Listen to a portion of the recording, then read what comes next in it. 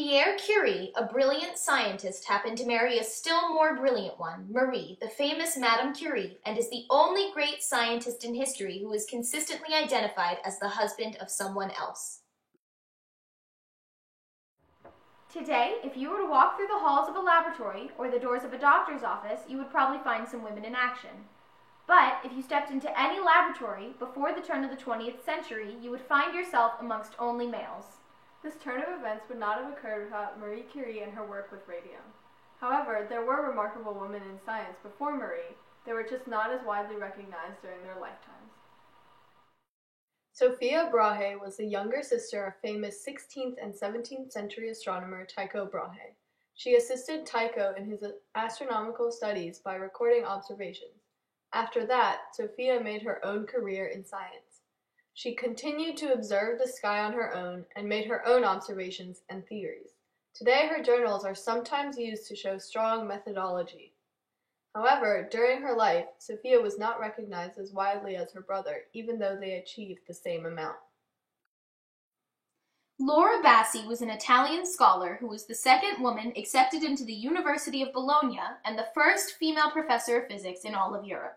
Born into a wealthy family, Laura received an elite education in science and math at a young age. She taught Newtonian physics for 28 years. Despite her immense accomplishments, she was never recognized during her lifetime and barely recognized posthumously. Another outstanding woman in science is Marie-Sophie Germain, or simply Sophie Germain. Sophie was the first woman not married to a member to attend the Academy of Science meetings in France. She grew up a child prodigy in the turmoil of the French Revolution, but still managed to educate herself enough to surpass famous mathematicians such as Joseph Louis Lagrange. After many years working with the mathematician Gauss, Germain was awarded the Institute of France's Gold Medal Prix Extraordinaire of 1816. However, due to the fact that she was not able to attend the award ceremony because the presence of a woman would be extremely scandalous, the award is not considered legitimate. There is one astounding similarity between all of these women. They all received their opportunities in science through special circumstances.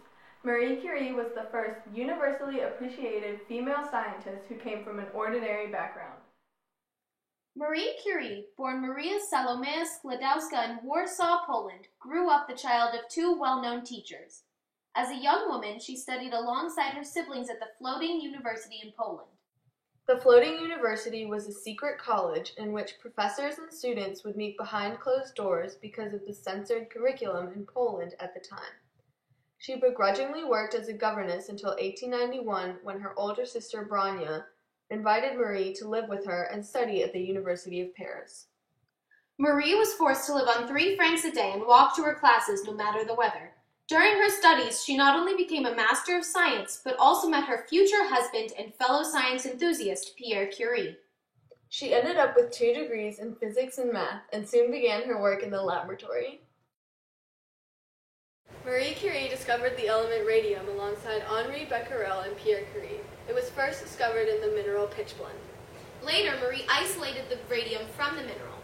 This work would earn her 2 Nobel Prizes and many awards and titles. Marie Curie was the first woman to receive a Nobel Prize. Though it seems as though it was an easy decision for Marie to be awarded for the discovery of radium, there was actually some struggle for her to be given the prize. Originally, the Royal Swedish Academy of Sciences was only willing to award the Physics Nobel Prize to Pierre Curie and Henri Becquerel. Pierre saw this as an injustice to Marie and lobbied to the Academy to include her. After an intense amount of discussion and bickering, the Academy finally decided to include Marie in the prize, thus making her the first female Nobel laureate. To get an idea of Marie Curie's impact as a role model for other women in science, we interviewed high school chemistry teacher Carol Stutzman. I remember, she was the woman scientist, she was it, and now I think there's hopefully more awareness of women in science.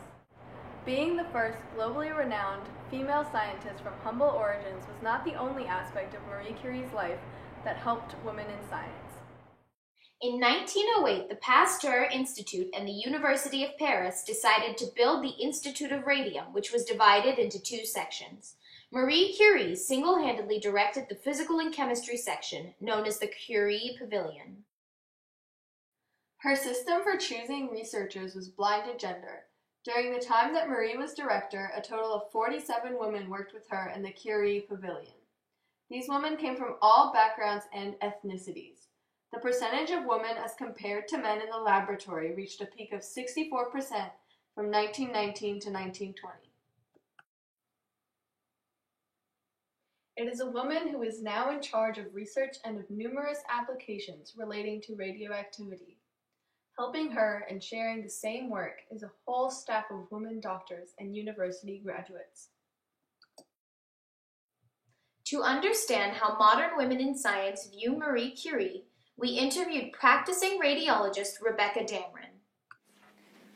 Well, I think she directly impacted women in science by allowing women access to the field of science, which at that time most women did not have access to. And indirectly, I think a whole legacy of females with an interest in science all know her name and know about her impact.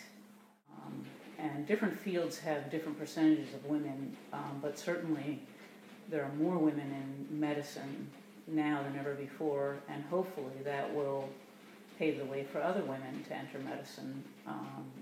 And hopefully the emphasis on science and technology in elementary school, middle school, and high school will inspire women to take this path, rather than, I think, in my day, you were assumed to not be good in science or math if you were a woman, which was a ridiculous assertion. Marie Curie changed the dynamic of the scientific field by rising from undistinguished origins and by creating jobs for female scientists in her Radium Institute. Since those women were able to work in her lab, modern ordinary women, much like Dr. Damron and Mrs. Stutzman, have entered the world of science with enthusiasm and fervor. Furthermore, after Marie's Nobel Prize, the Royal Academy has awarded 14 other women the prize in a scientific field, showing the world how far women have come in science.